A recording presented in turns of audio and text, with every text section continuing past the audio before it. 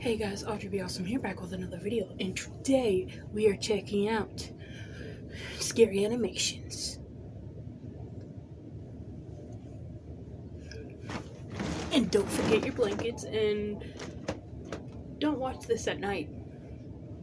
And I'm recording this at night, so I'm already an idiot.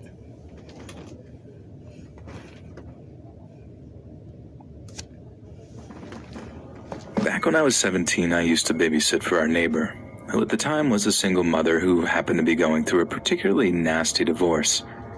She had 2 young sons, one of which was 8 years old, while the other was only around 18 months.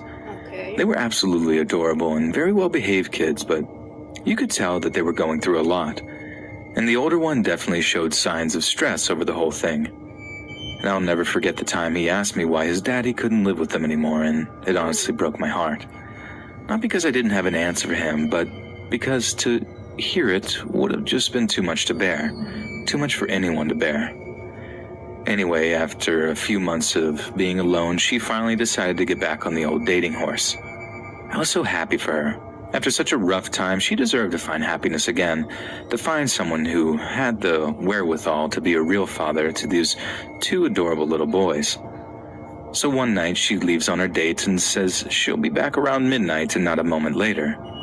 Only she doesn't tell me exactly where she's going, and I have no way to contact her because this was back in the 80s and no one had a cell phone. Well, they did exist, but not in the available commercial sense. It was all landlines back then. Otherwise, this might not have gone the way it did. So on the night in question, I'm chilling on the couch, absent-mindedly flicking through the TV channels. I put the kids to bed an hour previous. They're sleeping like rocks, and everything seems fine and dandy. When suddenly there's a knock at the front door. I wasn't expecting anyone, but then again, it wasn't my house, so I felt kind of obligated to answer and take a message or whatever. Don't answer. Only as I started walking down the hallway towards the front door, whoever is on the other side starts banging against it and cursing up a storm. Oh, okay. Cheryl, I know you're in there. Open the door. Okay. Now, what was exactly said, I don't remember, but I'm not keen on repeating some of the words they used. It was really, really harsh. So I'm just frozen, looking at the door in total fright when the oldest boy came flying out of his room and down the stairs, running to the door and yelling, "Daddy's home!" I grab him, pull him away from the door. I had no idea what this guy's intentions were, and after all, they were probably divorced for a freaking reason. But I almost fainted with fear when I hear the words, "I got my shotgun in my truck, and tonight, I'm gonna teach you a lesson you'll never forget." He screams this, but then I hear his footsteps move up the gravel path. It appeared he wasn't bluffing at all. And if that was the case, then our lives were clearly in danger. When he gets back, he's banging on the door and threatening to start shooting through it if no one opens. I grab both kids and run out the back door and across the street to my house where my mom calls the police. When the police arrive a few minutes later, they actually find the ex-husband taking a massive dump on Cheryl's porch. What? He was arrested, and I wait with the kids at my house for their mom to show up. Everyone was in tears by that point, even my mom, who was normally a pretty reserved woman. I mean, maybe he was just having a manic episode and no one was in real danger, but honestly, it was one of the most terrifying nights of my entire life. Oh, I thought there was gonna be like a jump scare or something. When my grandfather was younger, he became the principal of an elementary school. He was in his late 20s, early 30s at the time, and despite being young, he was a born leader. He was a great principal and everyone loved him. I can attest to that as I attended multiple award ceremonies for him, and the respect and admiration he received was crazy. There was a young boy at the school who was having behavioral issues in class, and my grandfather saw that the kid didn't have a lot of parental support. So he called in his father and had talked with him about spending more time with his son in just a general parenting session. It turned out that all the boy needed was his dad's attention, and after a few weeks, he was a happy model student. Whenever my grandfather would leave school late, he would see the dad was playing basketball with his son after he got home from work. It was one of those moments that he took pride in, being able to make a difference in people's lives. However, not everything had such an easy solution, and my grandfather found himself having to deal with an employee, Stanley the janitor, who was showing up to work drunk. Stanley was an alcoholic with a mean streak, and my grandfather tried on multiple occasions to deal with his behavior.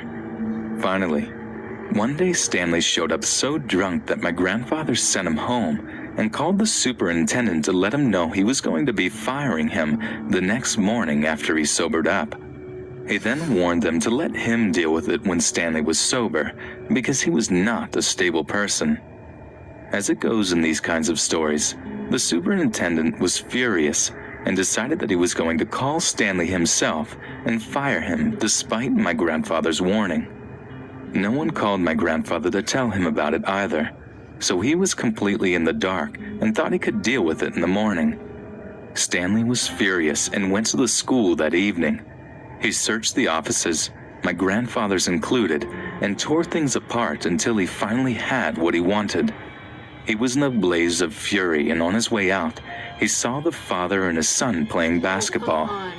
He walked towards them and pulled something out of his trousers. It was a gun.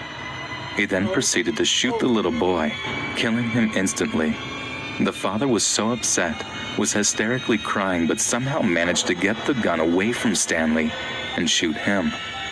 My grandfather was called to the elementary school immediately by the police because there were 2 dead bodies. The little boy and Stanley were dead. What was even worse was the crying from the father and him saying that he couldn't save his son. It was clear that he could never forgive himself for that day.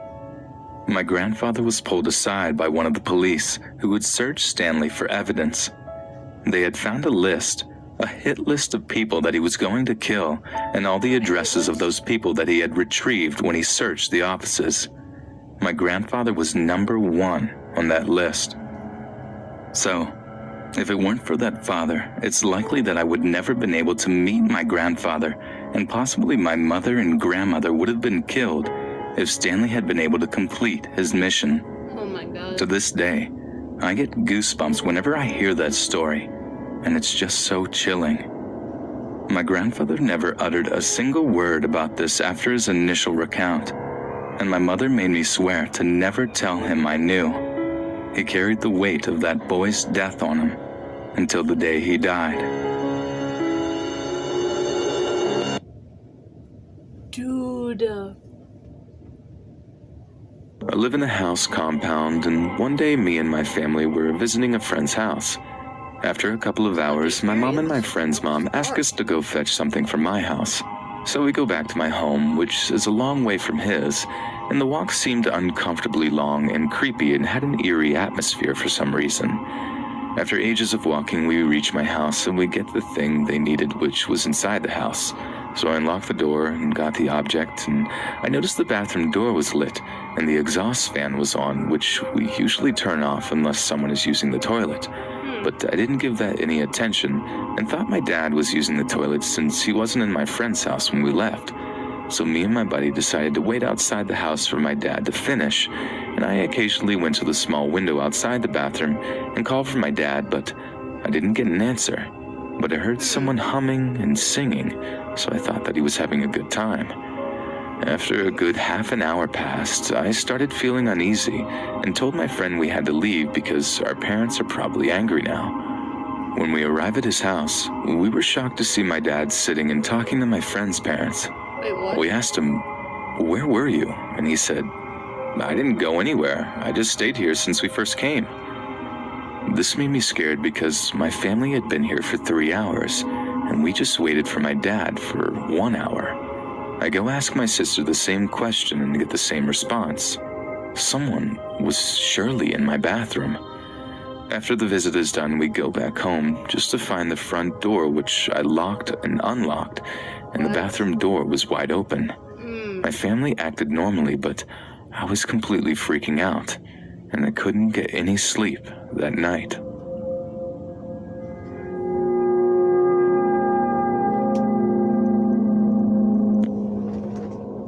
First and last time I babysat. Crap. And I'm gonna stop the video right there, guys. Those weren't necessarily just... Well, those were more dark than scary. Especially the second one. Yeah, comment down below which one you thought was the scariest. Yeah, I probably didn't even need this. So, I'll see you guys in the next video. And then in the next video, I will have a hat. Peace.